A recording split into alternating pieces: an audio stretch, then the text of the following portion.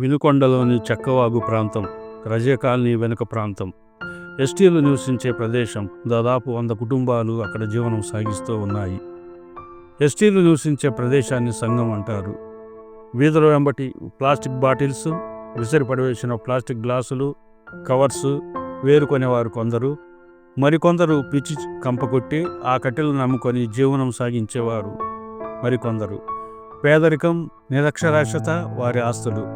గుడిసెలు నిర్మించుకొని వాటిని పాత బట్టలతో కప్పుగా వేసుకొని ఎండకు వానకు వాటితోనే వారి జీవనం పయనం.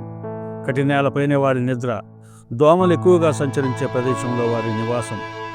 ఉగాది పండుగ రోజు వారితో గడపాలని, వారి ముఖంలో చిరునవ్వు చూడాలని, పేదరికంలో ఉన్న బాలల ముఖంలో సంతోషం నింపాలని జాషి ఫౌండేషన్ వారు ఆ ప్రాంతానికి వెళ్ళి కొన్ని కుటుంబాల వారికి చీరలు, పండుగ రోజు చపాతీలు చేసుకొని తినటకు గోధుమ పిండి ప్యాకెట్స్, ఆయిల్ ప్యాకెట్స్ మరియు చిన్నపిల్లలకు బిస్కెట్ ప్యాకెట్స్ అందజేసి వారి కష్ట సుఖాల గురించి తెలుసుకున్నారు. వారితో మేము గడిపిన ఆ కొద్ది గంటలు మా జాషి ఫౌండేషన్ వారికి ఎంతో సంతోషాన్ని, ఆనందాన్ని కలుగజేసింది. మరి కొన్ని రోజుల్లో మరలా వారిని దర్శించి వారి చిన్న చిన్న అవసరాలు తీర్చుతామని తెలియపరిచినాము. వారి గురించి తెలుసుకున్నప్పుడు మనసు చాలా బాధకు గురైంది.